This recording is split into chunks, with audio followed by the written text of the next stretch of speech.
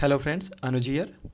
उत्तर प्रदेश विशेष की सीरीज में हम आज मैप के थ्रू यहाँ के सॉइल्स को देखेंगे कि स्टेट में डिफरेंट डिफरेंट जगह पे कैसी सॉइल मिलती है। यहाँ के एग्रीकल्चर पैटर्न के बारे में समझेंगे। पशुपालन के बारे में देखेंगे कि किस रीजन में ज़्यादा पशुपालन होता है, किस रीजन में कम होता है, उसके क्या फैक्टर्स हैं। यहाँ के रिवर सिस्टम के बारे में देखेंगे कि यूपी में रिवर सिस्टम कौन कौन सी रिवर सिस्टम है, ठीक है, वो कैसे फ्लो करती है, उसका पूरा पैटर्न समझेंगे। यहाँ पे डिफरेंट लेक्स पाई जाती हैं, तो वो लेक्स का हम लोकेशन देखेंगे कि कौन सी लेक कहाँ पे सिचुएटेड है। इरिगेशन फैसिलिटी के बारे में देखेंगे कि सिंचाई के जो साधन है यूपी में वो कौन कौन से यूज किए जाते हैं ज़्यादातर, और किस रीजन में कौन से सिंचाई का साधन ज़्यादा यूज किया जाता है। तो इस यूपी विशेष के सीरीज में हम मैक्सिमम चीज़ें मैप के थ्रू कराने का प्रयास कर रहे हैं, ताकि एग्ज़ाम के प्रेशर में हम ऑप्शंस को एलिमिनेट कर पाएँ और वहाँ पर कन्फ्यूजन ना क्रिएट हो हमें। तो स्टार्ट करते हैं आज का लेक्चर। हम पहले सॉइल के बारे में देख लेते हैं। अब ये यूपी की बात करेंगे हम, तो बेसिकली अब पहले कुछ चीज़ें देख लेते हैं कि बेसिक पहले देख लेते हैं, इसके बाद हम आगे देखेंगे उसमें। तो बेसिकली पहले हम देख लेते हैं कुछ क्वेश्चन। तो कृषि जलवायु क्षेत्र की बात करता है, कुछ जो प्रॉबल क्वेश्चन है उसको हम पहले देख लेते हैं। तो कृषि जलवायु क्षेत्र, अगर हम ये पेन चेंज कर लो, कृषि जलवायु क्षेत्र, कृषि जलवायु एरिया की अगर बात करें तो ये टोटल 9 पार्ट में डिवाइड किया गया है यूपी को, ठीक है। और यही कृषि पारिस्थितिकी तंत्र की बात करें, पारिस्थितिकी तंत्र की बात करें तो फिर पारिस्थितिकी रीजन को अगर देखें तो ये 20 पार्ट में डिवाइड किया गया है, ठीक है। और 2011 का अगर हम डेटा देखें, 2011 का अगर डेटा देखें तो टोटल पॉपुलेशन जो है, पॉपुलेशन जो कि एग्रीकल्चर में इन्वॉल्व है, ठीक है, तो ये पॉपुलेशन है अराउंड 60% पॉपुलेशन जो है हमारी उत्तर प्रदेश की, वो एग्रीकल्चर से इन्वॉल्व है। तो ये सेक्टर वैसे भी इंपॉर्टेंट हो जाता है, तो हमें ये देखनी पड़ेगी एग्रीकल्चर के लिए क्या इंपॉर्टेंट है। सॉइल इंपॉर्टेंट है तो उसके बारे में हमें अच्छे से जानना पड़ेगा। और अभी एक डेटा आया है 2021 में, एक डेटा आया था फॉरेस्ट सर्वे का अगर डेटा देखें तो ये देख लेते हैं कि उत्तर प्रदेश में वनों की स्थिति क्या है। तो उत्तर प्रदेश में टोटल जितना एरिया है उसका 6.1% ये एरिया, ये फॉरेस्ट एरिया है। और यूपी में जो मैक्सिमम एरिया है, मैक्सिमम एरिया ये ओपन फॉरेस्ट का है, ठीक है, ओपन फॉरेस्ट मैक्सिमम है। इसके बाद अगर हम अब सॉइल की बात करते हैं, बेसिकली देख लेते हैं कि सॉइल, तो सॉइल रिवर सिस्टम के थ्रू पहले हम एक समझ लेते हैं कि जो बांगर होता है, भब्बर होता है, खादर होता है, डिफरेंट वर्ड्स होते हैं, तो ये होते क्या है या फिर कैसे हम इसको डिफ्रेंशिएट करते हैं कि कौन कौन सा है। तो किसी भी रिवर का हम अगर क्रॉस सेक्शनल व्यू देखें तो ये रिवर का कोर्स हो गया, ठीक है, ये क्रॉस सेक्शनल व्यू, एक प्लेटफॉर्म, फिर सेकेंड प्लेटफॉर्म, फिर इसके बाद ये ऐसे रीजन, इस साइड भी सेम ऐसे ही रहेगा, ठीक है। तो इसमें ये पूरे इस रीजन में नदी बह रही है। तो इसका जो ये फर्स्ट प्लेटफॉर्म है, यहाँ पे जब बाढ़ आती है हल्की तो यहाँ पे ये पानी पूरा आ जाता है। तो यहाँ पे जो भी गाद छोड़ती है नदी रिटर्न होने के बाद, जो भी कीचड़ छोड़ती है, तो उससे बनता है जो रीजन बनता है उसको खद्दर बोलते हैं, खादर सॉइल, ठीक है, खादर सॉइल बोलते हैं। ये न्यू एलुवियल सॉइल होता है, ठीक है, न्यू एलुवियल होता है। हिंदी में इसी को जलोढ़ मृदा भी बोलते हैं, ठीक है, जलोढ़ मृदा, इसी एलुवियल सॉइल को बोलते हैं। एलुवियल सॉइल, इसको जलोढ़ मृदा बोलते हैं, इसको खादर ही बोलते हैं, ठीक है। जब बाढ़ बहुत ज़्यादा आता है तो फिर ये जो सेकंड प्लेटफॉर्म है यहाँ तक पानी पहुँच जाता है, ठीक है। तो इस रीजन को हम खादर, इसको नए को बोलते थे, तो इस पुराने ओल्ड एलुवियल जो है इसको बांगर बोलेंगे, बांगर रीजन है। और ये ओल्ड एलुवियल है, ठीक है, ओल्ड एलुवियल मीन्स पुरानी जलोढ़ मृदा, ये बांगर होती है। फिर ये जो रीजन है इसके ऊपर ये तराई रीजन होती है, ये तो आपका वही बांगर हो गया। और ये जो रीजन है तराई रीजन होती है। और इसके ऊपर जो होती है ये वाली रीजन जहाँ पहाड़ों से पानी आता है, पहले पहाड़ों में यहाँ पे बड़े बड़े बोल्डर्स होते हैं, तो नदियाँ यहाँ पे छिप जाती हैं, मतलब स्ट्रीम्स जो होती हैं वो पत्थरों के अंदर होती है, बाहर से देखने पर लगेगा सूखा है बट वहाँ पे पानी रहता है, बस बोल्डर के नीचे रहता है। तो इस पूरे रीजन को हम भब्बर बोलते हैं। तो ये बेसिक एक हमारा डिफ्रेंसिएशन हो गया कि ये कैसे कौन कौन सी नदी होती है, कौन कौन सी नदियों में कैसे कैसे ये मिट्टी बनती है। तो जो सबसे नई मिट्टी होती है, सबसे फर्टाइल होती है, वो खादर मिट्टी होती है। ये जो होती है मोस्ट फर्टाइल होती है, मोस्ट फर्टाइल, क्योंकि हर साल जो थोड़ी बाढ़ आती है उसकी वजह से ये मिट्टी पूरी चेंज हो जाती है, पूरी नई मिट्टी इस पर पड़ जाती है। ठीक है। तो गंगा यमुना का जो मैदान होता है, अगर हम गंगा मैप में देखेंगे तो जो गंगा यमुना का जो भी मैदान बना हुआ है वो इसी एलुवियल सॉइल से बना हुआ है, कि पूरा गंगा यमुना का मैदान एलुवियल सॉइल से ही बना हुआ है। और ये मैदान जो बना था इसकी शुरुआत वो हुई थी, वो प्लिस्टोसीन जब एज था तो वहाँ से ये शुरू होता है।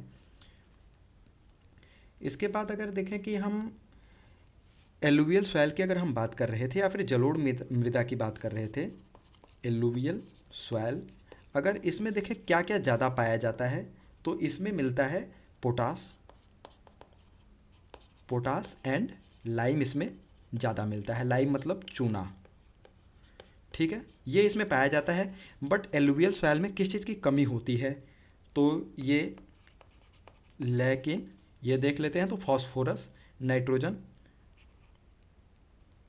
फास्फोरस, नाइट्रोजन, ठीक है, और इसमें ह्यूमस, ह्यूमस भी कम होता है, इसकी कमी होती है। तो एलुवियल सॉइल में हमने देख लिया क्या ज़्यादा पाया जाता है, पोटास ज़्यादा पाया जाता है और लाइम जो है कंटेंट ज़्यादा होता है, और ये फास्फोरस, नाइट्रोजन और ह्यूमस इसकी अमाउंट बहुत कम होती है इसमें। इसीलिए नाइट्रोजन की जो रिक्वायरमेंट है इस सॉइल में बहुत ज़्यादा होती है। क्रॉप, कोई भी क्रॉप ग्रो करने के लिए हमें चाहिए ही होता है नाइट्रोजन और फास्फोरस। इसी में ऊसर या बंजर जिसे कहा जाता है, जहाँ पे सॉल्ट कंटेंट ज़्यादा हो जाता है, अगर इसी एलुवियल सॉइल में अगर सॉल्ट कंटेंट इंक्रीज कर जाता है तो इसी सॉइल को हम ऊसर बोलते हैं।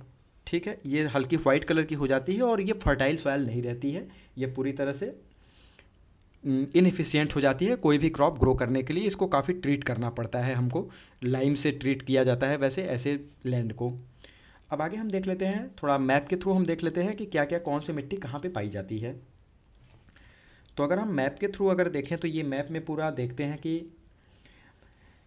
ये उत्तर प्रदेश का मैप है। पिछले लेक्चर में हमने इस मैप के बारे में, ज्योग्राफी के बारे में, उत्तर प्रदेश की फिजियोग्राफी के बारे में, बॉर्डर्स के बारे में, डिफरेंट डिस्ट्रिक्ट्स के बारे में अच्छे से करा दिया था। तो उस लेक्चर को आप विजिट करके वो लेक्चर देख सकते हैं। बाकी इसमें हम अब मिट्टी के बारे में देखते हैं। तो पहले देख लेते हैं कि मरुस्थलीय मृदा कहाँ पाई जाती है। ठीक है, अब ये एरिड लैंड की बात कर रहा है। एरिड मतलब जो रीजन है तो वो कहाँ कहाँ से सटा हो, किधर पाई जाएगी। तो अगर हम ज्योग्राफी के थ्रू देखें, अब मैप में अब ऐसे रटने जाएंगे तो फिर अब हमें कन्फ्यूजन होगा, लेकिन अगर हमें मैप याद है तो हम ये देख सकते हैं कि राजस्थान से सटे हुए दो ज़िले हैं, आगरा और मथुरा। ये एक सेकेंड, ये राजस्थान है। तो यहाँ पे इन दो जो डिस्ट्रिक्ट में, मथुरा और आगरा में, यहाँ पे पाई जाएगी वो एरिड सॉइल होती है, एरिड सॉइल। ये मथुरा और आगरा में क्यों क्यों पाई जाएगी उसका रीज़न आपको पता चल गया, क्योंकि ज्योग्राफिकल लोकेशन में वो ऐसे सिचुएटेड है कि वहाँ पे थोड़ा तो रेत के कण और ये सब रहेंगे, तो इसी वजह से उसको मरुस्थलीय मृदा या फिर एरिड सॉइल थोड़ा बोला जाता है। अगर पश्चिमी उत्तर प्रदेश व बुंदेलखंड में थोड़ा थोड़ा अगर देखें, ये पश्चिमी उत्तर प्रदेश का कुछ पार्ट अगर ये देख लें हम, और बुंदेलखंड के कुछ पार्ट में देखें, तो यहाँ पे क्या होता है कि जो काली मिट्टी होती है, ब्लैक सॉइल, इसी ब्लैक सॉइल को रेगुर भी बोलते हैं। ब्लैक सॉइल, ब्लैक सॉइल इसी को रेगुर बोलते हैं, या फिर कॉटन सॉइल भी इसी को बोलते हैं, क्योंकि कॉटन की क्रॉप जो होती है वो काफ़ी अच्छे से ग्रो होती है। और अभी आप वेस्टर्न यूपी में अगर देखेंगे या फिर हरियाणा के भी अगर कुछ पार्ट में देखेंगे तो अभी कॉटन कल्टीवेशन भी वहाँ स्टार्ट हो चुका है। तो इस वेस्टर्न यूपी में कॉटन कल्टीवेशन हो रहा है क्योंकि यहाँ पे थोड़ी सी ब्लैक सॉइल पाई जाती है। और अगर बुंदेलखंड का रीजन अगर हम देखें तो बुंदेलखंड में क्या है कि पूरा ये प्लेट्यू मैक्सिमम रीजन, ये बुंदेलखंड आप देख रहे हैं, चित्रकूट, बादा, हमीरपुर, महोबा, झांसी, जालौन, ललितपुर, ये पूरा रीजन जो है ये बुंदेलखंड का रीजन है। और ये हाई लैंड है, ये प्लेट्यू लैंड है। तो यहाँ पे क्या है कि काफ़ी ड्राई रहता है, यहाँ पे बारिश भी बहुत कम होती है। तो यहाँ पे जो इस पूरे रीजन में, बुंदेलखंड के रीजन में जो भी मिट्टी पाई जाती है वो रेड सॉइल होती है। ठीक है। रेड सॉयल और अगर येलो सॉयल की देखें तो जिसमें थोड़ा मॉइस्चर कंटेंट होता है वही येलो सॉयल हो जाता है, और रेड सॉयल होता है, रेड सॉयल आयरन ऑक्साइड जो होती है, आयरन ऑक्साइड की अधिकता इस होती है इस मिट्टी में, इसी वजह से ये सॉयल रेड दिखती है हमको। इसके बाद ये हमने कुछ एरिया का सॉयल देख लिया। ऊपर अगर हम नेपाल बॉर्डर से देखेंगे, ये जो नेपाल का ये यहाँ से नेपाल यहाँ तक है पूरा, तो इस बॉर्डर के ये पूरा रेंज अगर हम देखें ये उसमें, तो यहाँ पे ऊपर जितने भी डिस्ट्रिक्ट हैं नेपाल बॉर्डर से सटे हुए, वहाँ पे पूरे तराई बेल्ट है। तो वहाँ पे तराई रीजन में साल फॉरेस्ट की अधिकता होती है, वहाँ पे काफ़ी डेंस फॉरेस्ट होता है। अब मृदा अपरदन सॉयल इरोजन का देख लेते हैं। तो उत्तर प्रदेश में अगर वैसे देखें हम कि मैक्सिमम सॉयल इरोजन किससे होता है, तो अगर मैक्सिमम सॉयल इरोजन की बात करें, ये होता है वाटर के थ्रू, ठीक है।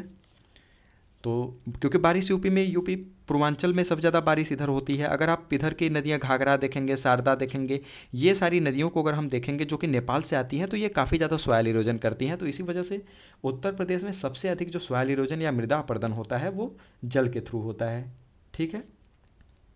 और जो सॉयल इरोजन होता है इससे सबसे ज़्यादा प्रभावित क्षेत्र कौन सा होता है, ये तराई क्षेत्र होता है, क्योंकि नेपाल से नदियाँ उतरती हैं, पहाड़ों से उतर रही है, बहुत तेज़ फ्लो रहता है, तो वो अपने साथ मिट्टी को बहुत तेज़ी से बहा के ले जाती हैं। और अगर बुंदेलखंड के रीजन में ये पूरा इटावा, आगरा और ये पूरा रीजन, अगर बुंदेलखंड का अगर आप बेल्ट देखेंगे, ये प्लेट्यू वाला रीजन देखेंगे, तो यहाँ पे गली इरोजन बोलते हैं या फिर अवनालिका अपरदन होता है। इस पूरे ये पूरे आप रीजन को बोल सकते हैं यहाँ पे गली इरोजन, गली इरोजन, इसी को हिंदी में अवनालिका अपरदन बोलते हैं, जिसमें कि क्या होता है कि चैनल्स बन जाते हैं, बहुत बड़े बड़े चैनल्स मिट्टी में बन जाते हैं, जिससे कि बहुत ज़्यादा मिट्टी बह के चली जाती है। तो ये और उसी का जो रीजन जो बनता है, जो इसको बीहड़ बोलते हैं। और हमने पहले देखा कि एरिड सॉइल कहाँ मिलती है, मथुरा और राजस्थान में, ठीक है। तो अभी हमने देखा मैक्सिमम सॉइल इरोजन कहाँ होता है, वाटर के थ्रू होता है। बट इस रीजन में सबसे कम सॉइल, सबसे मतलब एरिड सॉइल है, तो यहाँ पे वायु मृदा, ये जो सॉइल इरोजन है या फिर वायु अपरदन के थ्रू यहाँ पे सर्वाधिक प्रभावित होगा यही रीजन, मथुरा और आगरा। तो यहाँ पे एयर के थ्रू इरोजन होगा, एयर इरोजन, ठीक है।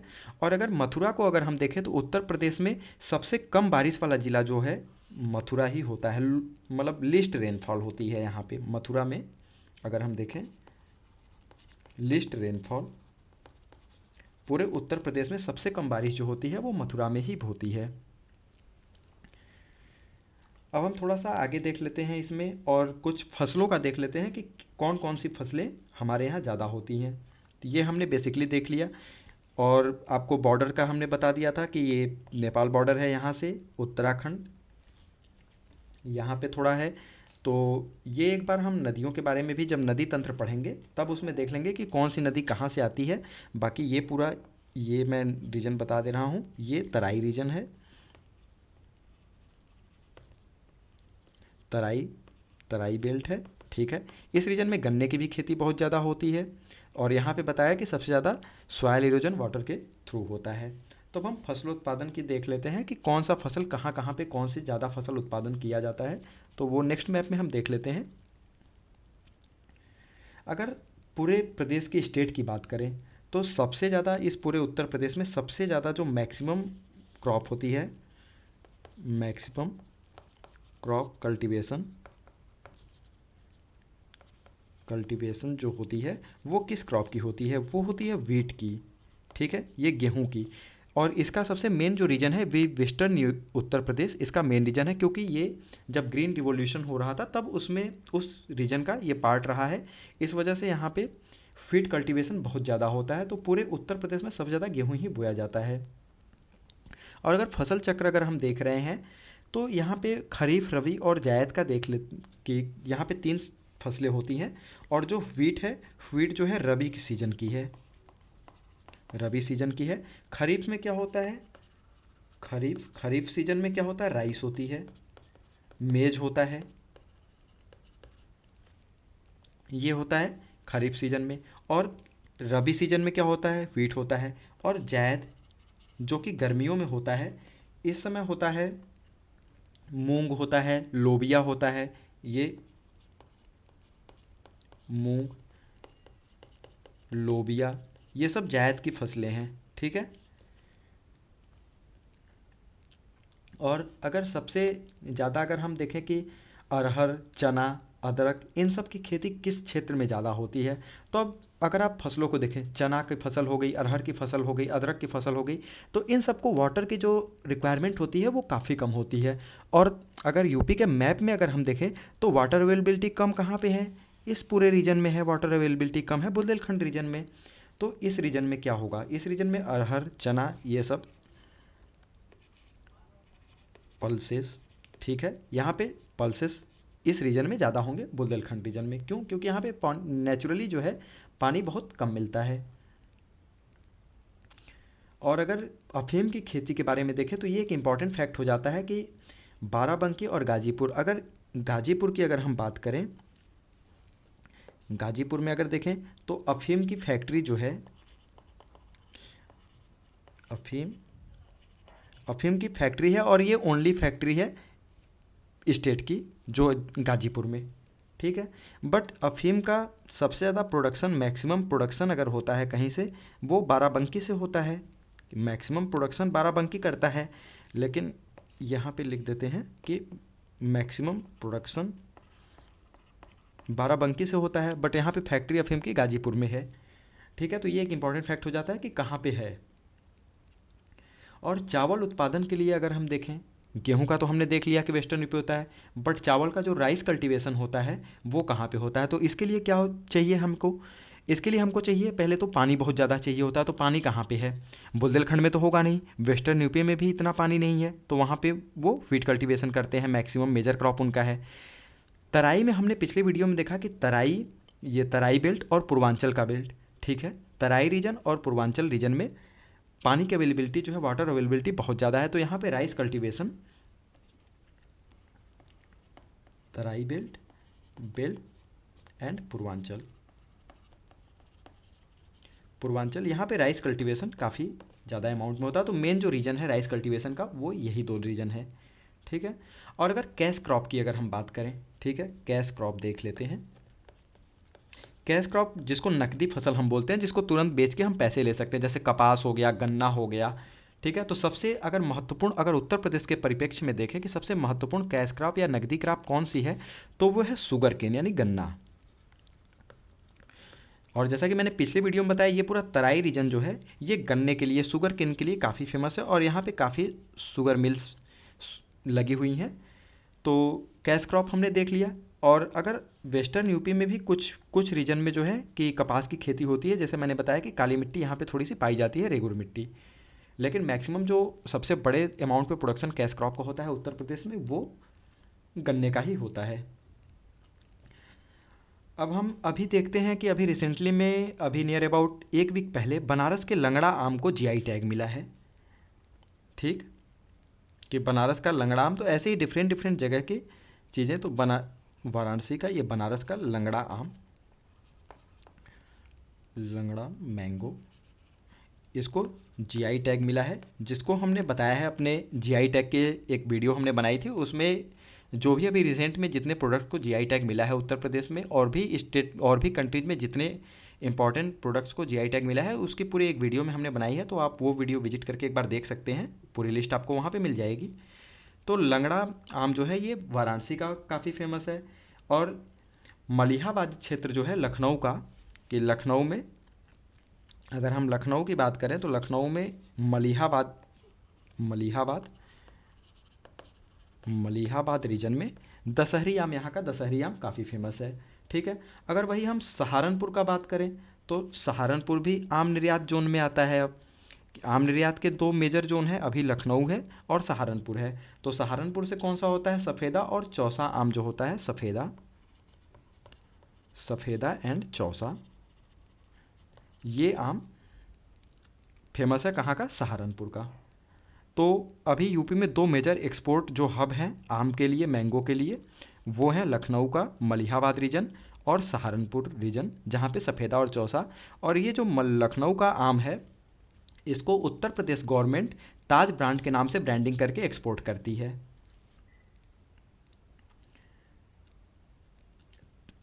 सॉरी, ये लखनऊ से जो आम, मलिहाबाद से जो दशहरी आम होता है, इसको नवाब ब्रांड के नाम से जाता है। और ताज ब्रांड जो बताया वो आलू के लिए है, वो आगरा रीजन जो आलू के लिए होता है वहाँ पे ताज ब्रांड के नाम से चीज़ें जाती हैं। और अगर उत्तर प्रदेश में मंडी परिषद के लिए अगर देखें कि मंडी परिषद ने मैंगो पैक हाउस खोले हैं, तो मैंने जैसे पहले ही बताया कि आपको लखनऊ और सहारनपुर आम के लिए काफ़ी फेमस रीजन है। तो लखनऊ और सहारनपुर में मैंगो पैक हाउस भी खोले गए हैं मंडी, उत्तर प्रदेश मंडी परिषद के द्वारा। और अगर अमरूद की बात करें तो प्रयागराज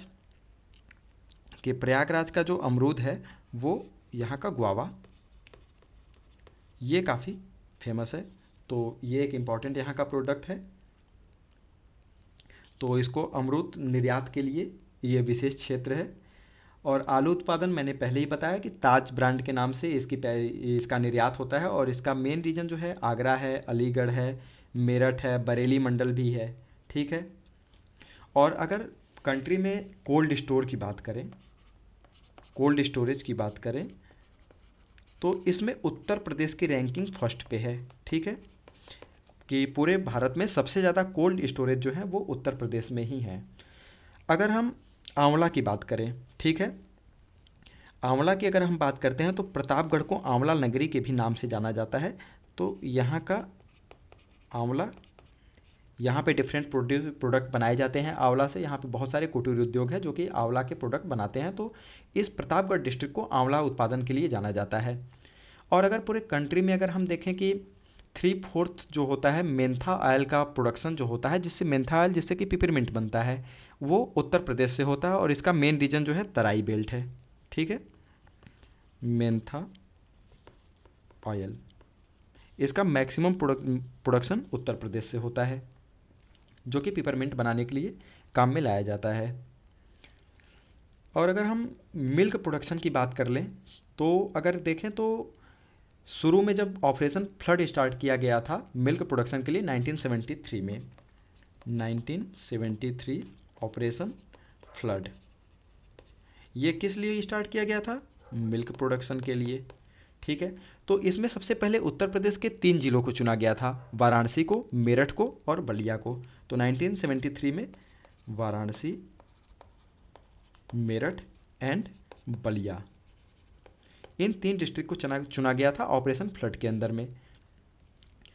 और अभी उत्तर प्रदेश में अगर देखें तो 2 पुरस्कार काफ़ी दिए जाते हैं। भैंस या किसी भी नस्ल की गाय के सर्वाधिक दुग्ध उत्पादन जो करते हैं उनको गोकुल पुरस्कार दिया जाता है। और जो सिर्फ देसी नस्ल की गाय रखते हैं, जैसे गीर हो गई, साहिवाल हो गई, इस तरह की जो भी देसी नस्ल की गायें हैं, जो भी उनका दुग्ध से उत्पादन करते हैं, जो उनका दूध लेते हैं, उत्पादन करते हैं और सप्लाई करते हैं, उनको नंद बाबा पुरस्कार दिया जाता है।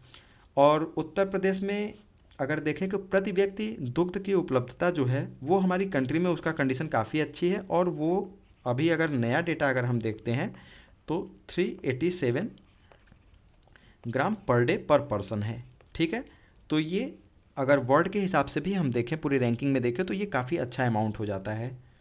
तो अब नेक्स्ट हम देख लेते हैं। अब आलू का मैंने बता ही दिया कि ताज ब्रांड के नाम से किया जाता है। और एक और फैक्ट हम देख लेते हैं कि ये आगरा में पूरा रीजन है, बट पिछले लेक्चर में जैसा कि हमने बताया था आलू का जो अनुसंधान संस्थान है या अनुसंधान केंद्र है वो गाजियाबाद में है। ये फैक्ट हमको याद रखना है। और जो स्टेट में हमारा जैविक खेती के लिए जो ऑर्गेनिक फार्मिंग अभी बहुत न्यूज़ में चल रहा है, ठीक, ये देख लेते हैं।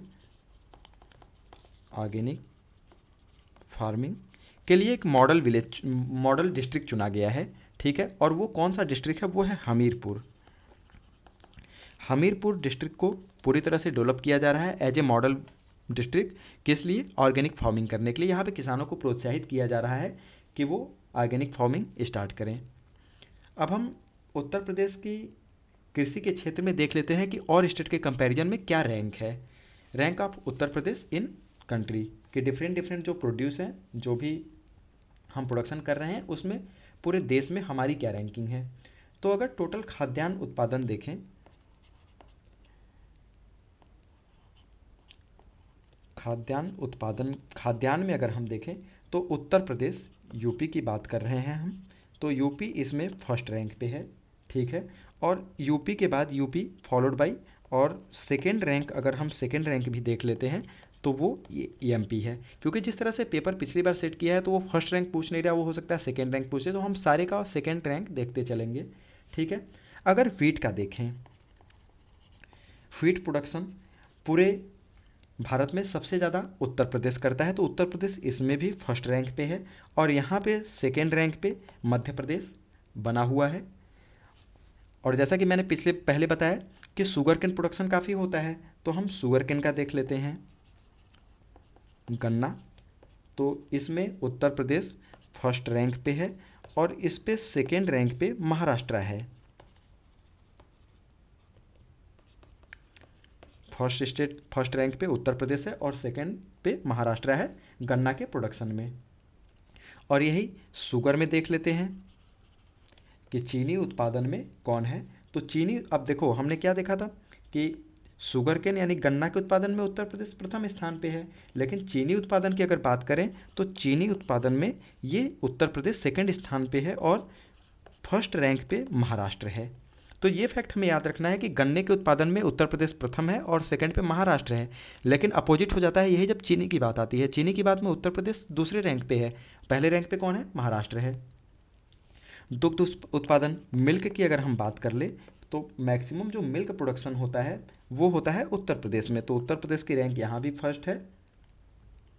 और सेकेंड रैंक देख लेते हैं, तो सेकेंड रैंक अगर देखें तो ये एक अलग नाम है, यहाँ पे राजस्थान में सेकेंड रैंक, राजस्थान में दूसरे नंबर पे सबसे ज़्यादा दूध का प्रोडक्शन होता है। ठीक है।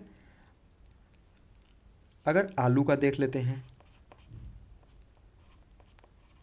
पोटैटो, ये पूरा वेस्टर्न यूपी आगरा वाला रीजन, तो यहाँ पे उत्तर प्रदेश इसमें भी फर्स्ट रैंक पे है, और इसमें सेकेंड रैंक की अगर हम बात करें तो वेस्ट बंगाल, वेस्ट बंगाल का, पश्चिम बंगाल का जो स्थान है वो दूसरा स्थान है। अब मैंगो की बात करते हैं, हालांकि मैंगो का उत्पादन उत्तर प्रदेश में काफ़ी होता है, तो उत्तर प्रदेश में पूरे भारत में अगर देखें तो सबसे ज़्यादा उत्पादन जो होता है वो उत्तर प्रदेश में ही होता है। और सेकंड रैंक पे अगर देखें, सेकंड रैंक पे तो आंध्र प्रदेश में होता है, आंध्र प्रदेश में सेकंड रैंक पे आम का उत्पादन होता है। आंवला का उत्पादन मैंने बताया ही कि गूजबेरी, आंवला, आंवला के उत्पादन में भी उत्तर प्रदेश प्रथम स्थान पे है, और सेकंड स्थान पे, यहाँ पे दूसरा स्थान देखें तो मध्य प्रदेश का है, एमपी का स्थान दूसरा है। पशुधन की अगर हम बात करें, या फिर अभी फीट हुआ, फीट के बाद हम राइस, अभी राइस हमने नहीं देखा तो राइस भी देख लेते हैं कि चावल के उत्पादन में कौन ज़्यादा है। तो चावल के उत्पादन में अब हमें ये तो बेसिकली पता है कि चावल के उत्पादन में हम प्रथम नहीं हो सकते, क्योंकि बंगाल जो है, बंगाल चावल का उत्पादन बहुत ज़्यादा करता है, तो हमारे यहाँ पे सेकंड पोजीशन है, एक सेकंड, ये सेकंड पोजीशन है, और फर्स्ट पे ये हम नॉर्मली गेस कर सकते हैं कि वेस्ट बंगाल, पश्चिम बंगाल जो है चावल के उत्पादन में प्रथम स्थान पर बना हुआ है। अभी इंटरनेशनल ईयर ऑफ मिलेट्स मनाया जा रहा है, अभी भारत सरकार भी मिलेट्स के जो प्रोडक्शन और उसके यूज पे काफ़ी फोकस कर रही है। तो हम अगर बाजरा उत्पादन की देख लें, तो अगर हम बाजरे का देख लें तो इसमें हमारी रैंक जो है उत्तर प्रदेश की सेकंड है। और बाजरा, जैसा कि ये रेनफेड एरिया में होता है, इसको पानी जहाँ पे बहुत कम रहता है वहीं पे होता है, दैट मीन कि इसका फर्स्ट जो सबसे अच्छा प्रोड्यूसर स्टेट होगा वो राजस्थान होगा। ठीक है। और मीट प्रोडक्शन का अगर देख लें हम, जो मांस का उत्पादन है, मांस के उत्पादन में उत्तर प्रदेश फर्स्ट स्थान पे है, फर्स्ट रैंक पे है। और टोटल पशुधन की बात करें कि जो कैटल्स हैं, कैटल्स अगर देखें तो उत्तर प्रदेश इस कैटल्स में, जो कि 2019 का डेटा है, इसमें फर्स्ट रैंक पे है। ठीक है। अभी बाद में कोई सर्वे आया नहीं है, लेकिन उत्तर प्रदेश इसमें फर्स्ट पे है, और इस पे सेकंड प्लेस पे है राजस्थान। तो ये कुछ कुछ प्रोडक्ट में उत्तर प्रदेश की रैंकिंग थी डिफरेंट स्टेट में, तो ये हम याद कर लेंगे। ये मैच द फॉलोइंग में दे सकता है, या फिर सिंगल क्वेश्चन पूछ सकता है कि इसमें कौन सी रैंकिंग है उत्तर प्रदेश की, तो ये हमें एटलीस्ट याद रखनी है। और सेकंड रैंकिंग भी साथ साथ में हम याद रखें कि कौन सी है, तो इससे हमें ऑप्शन एलिमिनेट करने में काफ़ी आसानी हो जाएगी। अब नेक्स्ट टॉपिक हम देख लेते हैं, ये मैप है, तो इसमें हम देख लेते हैं कि रिवर सिस्टम हम देख लेते हैं, कौन सी नदी है, कैसे है, झील कौन सी है, कहाँ पे। तो ये हम एक बार रिवर सिस्टम डिस्कस कर लेते हैं। तो रिवर सिस्टम में अगर बेसिकली हम देखें तो सबसे बड़ी नदी और फिर रिवर बेसिन देख लेते हैं। तो गंगा यमुना भी हम बताते हैं कहाँ से, पहले रिवर बेसिन देख लेते हैं। तो टोटल उत्तर प्रदेश को अगर देखें तो उत्तर प्रदेश में टोटल 8 रिवर बेसिन है। ठीक है, 8 रिवर बेसिन में डिवाइड किया गया है। जैसे गंगा का रिवर बेसिन कुछ अलग है, ठीक, यमुना का रिवर बेसिन अलग है। तो ऐसी नदियों पे रिवर बेसिन डिवाइड किया गया है, जैसे गंगा का, यमुना का, रामगंगा का, गोमती का, घाघरा, गंडक, राप्ती और सोन बेसिन। तो ये 8 नदी के बेसिन हैं। अब उत्तर प्रदेश में सबसे लंबी नदी जो है वो तो आप वैसे ही गेस कर सकते हैं कि गंगा नदी सबसे लंबी है, करीब करीब 900 किलोमीटर है। और अगर गंगा नदी की बात करते हैं, गंगा गंगा रिवर की अगर हम बात करें तो ये उत्तर प्रदेश में ये 28 जिलों से होकर जाती है। 28 डिस्ट्रिक्ट से उत्तर प्रदेश में होकर जाती है। और गंगा नदी को अगर हम स्ट्रेच देखेंगे तो ये बिजनौर में इंटर करती है और बलिया से बाहर निकल जाती है। तो ये हम एंट्रेंस याद रखेंगे कि गंगा नदी बिजनौर से इंटर करती है उत्तर प्रदेश में और बलिया से बाहर निकल के बिहार में चली जाती है। तो ये गंगा का। और अगर यमुना का देखें हम, यमुना का देखें तो यमुना टोटल उत्तर प्रदेश में 20 डिस्ट्रिक्ट में फ्लो करती हैं। और यमुना का और प्रवेश अगर देखें तो ये सहारनपुर में इंटर करती हैं। एक सेकंड पिन चेंज कर लेता हूँ। यमुना, ये यमुना का हम देख रहे हैं तो Yamuna just a second, Yamuna Saharanpur में इंटर करती हैं और ये प्रयागराज में गंगा में इनका मिलन हो जाता है, जहाँ के संगम में ये प्रयागराज में यहाँ पे मिल जाती हैं। और इसकी सहायक नदियाँ जैसे चंबल, टोंस, ये सब नदियाँ इसमें मिलती हैं और फाइनली यमुना जो है संगम में प्रयागराज में समाप्त हो जाती है। तो ये डिस्ट्रिक्ट हम याद रखेंगे कि कितने डिस्ट्रिक्ट से होके गंगा फ्लो करती है। और गंगा नदी का अगर हम देखें कि 28 जिलों में फ्लो करती है, बट मैक्सिमम डिस्टेंस किस डिस्ट्रिक्ट में कवर करती है, तो वो सबसे ज़्यादा अगर डिस्टेंस कवर करती है तो वो मैक्सिमम लेंथ जो है, मैक्सिमम लेंथ की बात करें सबसे लंबी दूरी में कौन है, तो वो बदायूं जिला है। बदायूं डिस्ट्रिक्ट, यहाँ पे गंगा सबसे लंबी है 133 किलोमीटर। ठीक है, तो 900 किलोमीटर के राउंड बहती है, बस 133 किलोमीटर गंगा बदायूं में ही बहती है। तो सबसे 28 जिलों में सबसे लंबी स्ट्रेच जो है गंगा का वो बदायूं जिले में ही है। और अगर गंगा को राष्ट्रीय नदी का जो दर्जा, गंगा हमारी राष्ट्रीय नदी है, तो राष्ट्रीय नदी इसको दर्जा दिया गया था ये 2009 में, जो नेशनल रिवर का स्टेटस जो दिया गया था वो 2009 में दिया गया था गंगा रिवर को, नेशनल रिवर का स्टेटस। अब अगर तटवर्ती नदी, तटवर्ती शहर आप एक बार देख लीजिएगा खुद से, ये आपका होमवर्क है कि कौन कौन सी गंगा के किनारे कौन कौन से शहर बसे हुए हैं, यमुना के किनारे कौन कौन से शहर बसे हुए हैं। तो एक बार एक बेसिक आइडिया ले लीजिएगा। अब जैसे गोमती के तट पे पूछ सकता है कि कौन कौन से शहर बसे हुए हैं, तो बड़े शहरों में अगर देखेंगे तो लखनऊ है, सुल्तानपुर है, जौनपुर है, ये सब क्या है, ये गोमती नदी के किनारे बसे हैं। रामगंगा का अगर देखेंगे तो मुरादाबाद हो गया, बरेली शहर हो गया, ये हैं रामगंगा के किनारे बसे हुए हैं। गोरखपुर सिटी का अगर हम देखें तो राप्ती नदी के किनारे गोरखपुर बसा हुआ है। तो गंगा और यमुना का हमने देख लिया कि कहाँ से इंटर करती है और कहाँ से निकलती हैं। ठीक है, और गंगा का इंट्रेंस आपको पता है कहाँ से ओरिजिनेट होती हैं, तो गंगोत्री से होती हैं। और यमुना का अगर हम देखें कहाँ से ओरिजिनेट होती हैं तो बांदरपूछ ग्लेशियर है, बांदरपूछ ग्लेशियर, ये बांदरपूछ ग्लेशियर है यमुनोत्री के पास, वहाँ से यमुना निकलती हैं। ठीक है, अब ये गंगा का हमने देखा था बिजनौर में प्रवेश, और रामगंगा का भी जो एंट्रेंस होता है उत्तर प्रदेश में वो बिजनौर से ही होता है। यमुना का हमने देख लिया था कि सहारनपुर से यमुना इंटर करती है और इलाहाबाद में समाप्त हो जाती है, मतलब गंगा में मिल जाती है प्रयागराज संगम में। और अगर हम देखें कि चंबल नदी काफ़ी बड़ी नदी है जो कि मध्य प्रदेश से हमारे यहाँ उत्तर प्रदेश में इंटर करती है, राजस्थान से मध्य प्रदेश, मध्य प्रदेश से उत्तर प्रदेश। तो उत्तर प्रदेश में ये इंटर करती है आगरा ज़िले में, चंबल रिवर यहाँ पे इंटर करती है। चंबल रिवर उत्तर प्रदेश में ये आगरा डिस्ट्रिक्ट से इंटर करेगी। ठीक है, और ये इटावा बॉर्डर के पास जाके चंबल नदी यहाँ से जा रही है आगरा में और ये इटावा बॉर्डर के पास जाके यहाँ पे मिल जाती है यमुना में। ठीक है, कि चंबल यमुना की ट्रिब्यूटरी है, ये आगरा से इंटर करती है और इटावा में यमुना से मिल जाती है। और बेतवा नदी का अगर बात करें तो ये भी राइट बैंक ट्रिब्यूटरी है और ये इंटर करती है ललितपुर में। ठीक है, यहाँ से बेतवा रिवर जो है कि ललितपुर से इंटर करती है उत्तर प्रदेश में।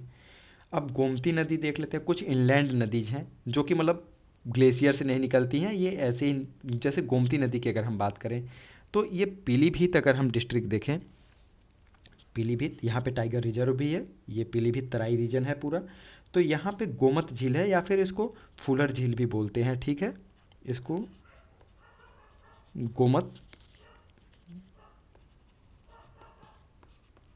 गोमत लेक, यहाँ से गोमती नदी निकलती है। ठीक है, और गोमती नदी गाजीपुर तक जाती है। यहाँ पे एक प्लेस है कैथी बोलते हैं उसको, वहाँ पे गोमती नदी गंगा में मिल जाती है। और सई नदी का अगर हम देखें तो हरदोई डिस्ट्रिक्ट है, यहाँ से निकलती हैं सई नदी। ठीक है, सई रिवर ये हरदोई से निकलती है और ये सई नदी जो है ये गोमती नदी की ट्रिब्यूटरी है और ये जौनपुर में गोमती नदी से मिल जाती है। अब एक इम्पॉर्टेंट नदी है सोन नदी। ठीक है, ये भी एमपी से आती है। तो सोन नदी इंटर करती है सोनभद्र से और सोनभद्र से ही बाहर निकल जाती है और ये बिहार में चली जाती है और ये पटना के पास जाके गंगा से मिलती है। तो ये हमने कुछ इंपॉर्टेंट नदियों का देख लिया कि कौन सी कहाँ से आती है, कहाँ पे निकलती है और कहाँ से मिल जाती है। अब इसके बाद हम देख लेते हैं कि कुछ जो झील हैं उत्तर प्रदेश में, जो कुछ झील हैं, अगर प्रीवियस ईयर आप पेपर देखेंगे तो कुछ झील मैच द फॉलोइंग में आपको दे चुका है। तो यहाँ से प्रॉबिलिटी होती है कि क्वेश्चन यहाँ से बन सकते हैं। तो जैसे गोरखपुर, अगर गोरखपुर का रीजन आप देखेंगे गोरखपुर में, तो गोरखपुर में रामगढ़ ताल है। ठीक है, रामगढ़ ताल ये काफ़ी बड़ा है और ये अभी इस पे स्टेट गवर्नमेंट का काफ़ी फोकस है। इस पे पूरा रिवर, ये ताल है बट इस पे पूरा एक फ्रंट डेवलप किया जा रहा है। तो ये पर्यटन की दृष्टि से भी काफ़ी इम्पॉर्टेंट है। अगर हम संत कबीर नगर की बात करें, संत कबीर नगर में देखें तो बखीरा झील है। ठीक है, बखीरा लेक ये कहाँ है, संत कबीर नगर में। अब ऐसे हम मैप के थ्रू देखेंगे तो हमें एक बेसिक आइडिया रहेगा कि कौन सा कितना है। वैसे अगर लिस्ट आपको दे दें तो आप 50 लिस्ट पढ़ लो, फिर वो भूल जाओगे। ऐसे मैप में हमें एक मेजर आइडिया रहता है कि हाँ इस रीजन में ये लेक हो सकता है। अब हम उन्नाव का देखें, उन्नाव में नवाबगंज झील है। ठीक है, उन्नाव कहाँ पे है, ये लखनऊ और रायबरेली के पास है। यहाँ पे नवाबगंज लेक है। ठीक है, नवाबगंज लेक, यहीं पे नवाबगंज पक्षी उद्यान भी है। अब बहराइच की अगर हम बात करें तो बहराइच एरिया ये तराई रीजन है और यहाँ का एक इम्पॉर्टेंट लेक है चित्तौरा लेक। ठीक है, यहाँ पे एक और लेक है पयाग लेक और चित्तौरा लेक, ये दोनों कहाँ पे हैं, ये बहराइच ज़िले में हैं। अब बलिया का देखें तो बलिया में सुरहा ताल है, सुरहा ताल। ठीक है, ताल एक प्लेस होता है जो कि फीचर है मिडिल गंगा प्लेन का। यहाँ पे क्या होता है कि बारिश के समय यहाँ पे खरीफ की फसल नहीं बोई जाती क्योंकि ये पूरा डूबा रहता है, वाटर लॉक्ड होता है। बट ये यहाँ पे रबी की फसल जैसे वीट क्रॉप बहुत अच्छी होती है क्योंकि यहाँ पे पूरी मिट्टी नई हो जाती है और यहाँ पे जो प्रोडक्शन होता है वीट का वो बहुत ही अच्छा होता है। तो सुरहा ताल जो है वो बलिया में है।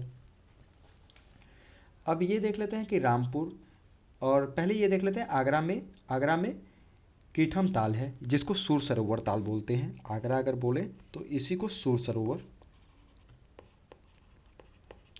सरोवर लेक बोलते हैं। तो ये है आगरा में और इसी सूर सरोवर को कीठम ताल भी बोलते हैं। और रामपुर की बात करें अगर तो रामपुर में मोती झील है और गौर झील है। ठीक है, मोती लेक एंड गौर लेक यहाँ पे है, मोती lake and Gaur lake. Gaur lake, ये रामपुर डिस्ट्रिक्ट में।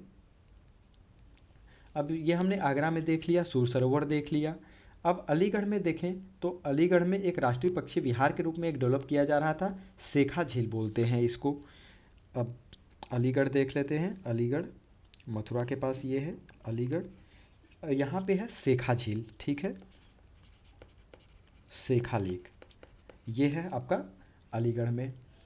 अब गोविंद बल्लभ पंत सागर, इसी को हम रिहंद डैम के नाम से जानते हैं, ये यहाँ पे सोनभद्र में है रिहंद डैम। रिहंद डैम जो है उत्तर प्रदेश का सबसे बड़ा डैम भी है, ये अभी हम डैम देखेंगे तो उसमें पढ़ेंगे इसका पूरा। तो ये गोविंद बल्लभ पंत सागर, तो ये है हमारा सोनभद्र डिस्ट्रिक्ट में। और अलवारा झील जो है यहाँ पे कौसाम्बी में है, कौसाम्बी है प्रयागराज के पास, प्रयागराज इसके पास है कौसाम्बी, तो कौसाम्बी में ये लिख देता हूँ यहाँ पे, कौसाम्बी में है अलवारा लेक, ये लेक है कौसाम्बी डिस्ट्रिक्ट में। औंधी ताल है वाराणसी में, ठीक है, तो वाराणसी ये यहाँ, ये मिर्ज़ापुर है, ये वाराणसी है, तो वाराणसी के लिए यहाँ पे औंधी ताल है, औंधी ताल, ये है वाराणसी में। अब झांसी में देख लेते हैं, झांसी में है बरुआ सागर, झांसी डिस्ट्रिक्ट बुंदेलखंड का पार्ट है, यहाँ पे है बरुआ सागर, बरुआ सागर झांसी में है, ठीक है। यहीं पे लक्ष्मी ताल भी है, लक्ष्मी ताल भी झांसी में ही पे है। इसके बाद अगर हम पीलीभीत में, अभी हमने पिछली वीडियो में देखा कि गोमत ताल जहाँ से गोमती निकलती है, तो पीलीभीत यहाँ से गोमत ताल, गोमत ताल, यहाँ से गोमती नदी निकलती है। अब हरदोई का अगर हम देखें तो जहाँ से हमने बताया था कि हरदोई में सई नदी निकलती है, तो सई नदी निकलती है हरदोई में, तो हरदोई में सई नदी निकलती है, तो कोई लेक वेक होगा तभी निकलती होंगी, कोई सोर्स होना चाहिए निकलने के लिए, तो ये है भिजवान लेक, भिजवान लेक, ये लेक से ये सोर्स है सई नदी का। अब आगे इसके बाद अगर हम देखें तो है नौह झील, मथुरा डिस्ट्रिक्ट यहाँ पे है, और मथुरा डिस्ट्रिक्ट में है नौह लेक, ठीक है, नौह लेक, ये है मथुरा डिस्ट्रिक्ट में। तो ये उत्तर प्रदेश के जो इंपॉर्टेंट लेक्स थे, ये हमने मेजर इंपॉर्टेंट जो लेक्स थे वो हमने डिस्कस कर लिया, जहाँ से प्रॉबिलिटी बनती है कि यहाँ से क्वेश्चन बन सकते हैं।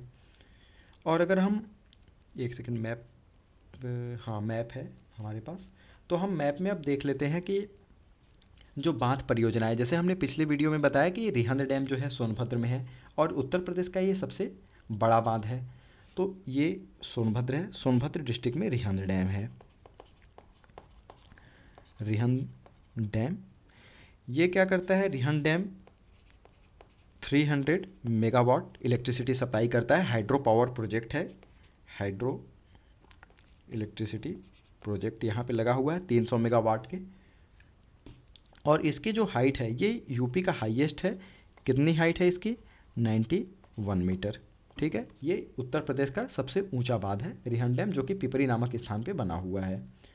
अब ललितपुर डिस्ट्रिक्ट में हमने वहाँ पे देखा था कि यहाँ से बेतवा नदी इंटर करती है, ठीक है। तो ललितपुर ज़िले में अगर हम बात करें तो यहाँ पे राजघाट बांध है एक, ठीक है, राजघाट, ये राजघाट डैम है। और ये रिहंद डैम, ये हम देख लेते हैं रिहंद डैम किस रिवर पे है, तो ये रिहंद रिवर है, रिहंद रिवर ही है, जो कि ट्रिब्यूटरी है सोन रिवर की, ठीक है। ये रिहंद नदी आगे जाके सोन नदी में मिल जाती है, तो ये रिहंद नदी पे ही रिहंद डैम बना हुआ है। राजघाट डैम की अगर हम बात करें तो ये बेतवा पे बना हुआ है, बेतवा रिवर पे, ठीक है, राजघाट डैम बना हुआ है। और इसी ललितपुर में बेतवा रिवर पे ही माता टीला डैम बना हुआ है, माता टीला बांध है, माता टीला डैम है। और ये प्रीवियस ईयर क्वेश्चंस में कई बार पूछा जा चुका है माता टीला डैम कहाँ स्थित है और ये किस नदी पे बना हुआ है, ठीक है। सोनभद्र की ही बात करें तो सोनभद्र में ही एक कनहर नदी पे कनहर बांध बना हुआ है, सोनभद्र में कनहर डैम है, कनहर डैम, और ये खुद कनहर नदी पे बना हुआ है। ठीक है। अब मिर्ज़ापुर की अगर हम बात करें, मिर्ज़ापुर में अगर हम देखते हैं तो यहाँ पे जरगो नदी पे जरगो जलाशय बांध है, जरगो डैम है जो कि जरगो नदी पे ही बना हुआ है, और इसकी जो ऊंचाई की अगर हम बात करें तो ये 30 मीटर है। ठीक। रिहंद हमने देखा था 91 मीटर है, और कनहर डैम देखें तो ये 40 मीटर का है। और माता टीला डैम हमने देखा था, माता टीला की अगर ऊंचाई की बात करें तो ये 35 मीटर है, और राजघाट डैम की अगर हम बात करें तो ये 43 मीटर का है। ठीक है। तो ये एक बार आप डेटा देख लीजिएगा। और बहराइच में सरयू बांध बनाया जा रहा है बहराइच डिस्ट्रिक्ट में, क्योंकि यहाँ पे क्या होता है, डिस्ट्रक्शन बहुत ज़्यादा होता है, यहाँ पे कटान बहुत ज़्यादा होता है मिट्टी का, तो उसकी वजह से एक सरयू बांध बनाया जा रहा है सरयू नदी पे, सरयू डैम। ठीक है। ये पूरा प्लेन रीजन है, तो यहाँ पे बांध बनाना थोड़ा मुश्किल होता है क्योंकि गाद इकट्ठी हो जाती है बांधों में, तो उसकी वजह से वाटर लेवल जो होता है और वाटर कैपेसिटी जो होती है वो कम इकट्ठी हो पाती है। बट अगर आप ललितपुर में देखें, सोनभद्र में देखें, मिर्ज़ापुर में देखें, तो ये विंध्याचल रीजन के पार्ट हैं। ठीक है। तो ये प्लेटू एरिया है, यहाँ पे उस तरह से नदियाँ पहाड़ी नदियाँ हैं, तो पहाड़ी नदियों में मिट्टी जो आने की संभावना रहती है वो काफ़ी कम रहती है। अब हम सिंचाई और पेयजल के बारे में देख लेते हैं। और एक इम्पॉर्टेंट और है, बेतवा रिवर पे ही झांसी में बेतवा रिवर पे एक डैम है जिसको बोलते हैं परीक्षा डैम। ठीक है। परीक्षा डैम, वेट ए सेकेंड, परीक्षा डैम, ये भी किस नदी पे है, बेतवा नदी पे है। तो ललितपुर और झांसी में जो माता, ललितपुर में हमने देखा बेतवा नदी पे माता टीला डैम और राजघाट डैम, और झांसी पे ही बेतवा नदी पे परीक्षा डैम है। ठीक है। अब आगे देख लेते हैं हम।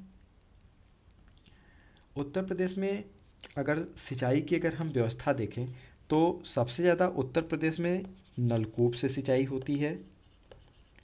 दूसरे रैंक पे अगर हम बात करें तो कनाल से, नहरों से, कनाल सिस्टम। अगर तीसरे रैंक पे बात करें तो कुओं से पानी की सिंचाई होती है, वेल से सिंचाई होती है, और उसके बाद सबसे लास्ट में लेक्स हैं या फिर पॉन्ड्स हैं। ठीक है।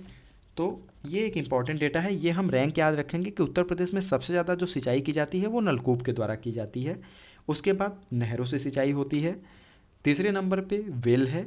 ठीक है। और लेक्स और पॉन्ड सबसे लास्ट में है। तो ये हमें एक सीरीज याद रखेंगे। अगर प्रदेश में अगर हम ये देखें कि उत्तर प्रदेश में तालाब और पोखरों से जो सिंचाई का प्रचलन है सर्वाधिक कहाँ होता है, तो लेक्स और पॉन्ड्स के थ्रू अगर हम बात करें, ये पेन चेंज करते हैं, इसके थ्रू ये होता है मैक्सिमम बुंदेलखंड रीजन में। यहाँ पे क्या करते हैं कि बहुत ज़्यादा कनाल सिस्टम है नहीं, बहुत बड़ी रिवर्स नहीं है, नलकूप यहाँ है नहीं, ये प्लेटू रीजन पे है, वेल्स और नलकूप यहाँ पे पॉसिबल नहीं है, तो यहाँ पे क्या करते हैं, लेक्स बनाते हैं, पॉन्ड बनाते हैं, और रेन वाटर हार्वेस्टिंग के थ्रू यहाँ पे पानी स्टोर करते हैं और उसी पानी को हम सिंचाई के लिए उपयोग करते हैं। और अगर नलकूप की बात करें तो मैक्सिमम नलकूप की अगर हम बात करें तो ये मैक्सिमम कहाँ यूज होता है, ये वेस्टर्न यूपी में, वेस्टर्न उत्तर प्रदेश में नलकूप से सबसे ज़्यादा सिंचाई होती है। ठीक है। और नहरों की बात करें तो सबसे जो पुरानी नहर है उत्तर प्रदेश की अगर बात करें तो उत्तर प्रदेश में पूर्वी यमुना नहर है, जो कि शाहजहाँ ने बनवाई थी 1661 में। तो ईस्ट यमुना कनाल ये ओल्डेस्ट है उत्तर प्रदेश की, और ये बनी थी 1631 में बाई शाहजहाँ। तो ये फैक्ट याद रखेंगे कि उत्तर प्रदेश का ओल्डेस्ट है। ठीक है। ईस्ट यमुना कनाल ओल्डेस्ट है, ओल्डेस्ट ऑफ उत्तर प्रदेश, सबसे पुराना नहर यही है।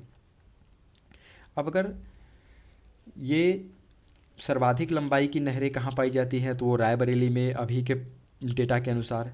ठीक है। तो हमने ये देख लिया कि कनाल सिस्टम कहाँ है, वेल और लेक पॉन्ड कहाँ पे हैं। अब सहारनपुर के पास यमुना नदी पर एक बैराज बना हुआ है, सहारनपुर जहाँ से यमुना इंटर करती है। ठीक है। अगर हम पिछले मैप में जाएं तो सहारनपुर यहाँ पे है, यहीं से यमुना इंटर करती हैं और यहाँ पे एक बैराज बना हुआ है जिसको हथनी कुंड बोलते हैं, ठीक है, हथनी कुंड, या फिर इसको ताजेवाला बैराज बोलते हैं। आप लोग ये बरसात के मौसम में काफ़ी सुना होगा कि दिल्ली में बाढ़ आती है क्योंकि हथनी कुंड बैराज खोल दिया जाता है। तो ये बना है कहाँ पे, सहारनपुर में, ये उत्तर प्रदेश में है।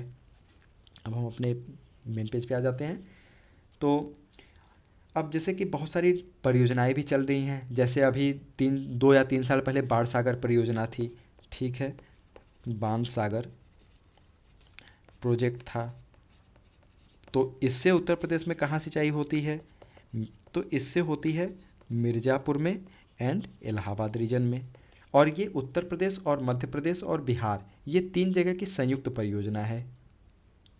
और एक और केन नहर परियोजना है जो कि उत्तर प्रदेश और मध्य प्रदेश की संयुक्त परियोजना के थ्रू ये बनाया गया था।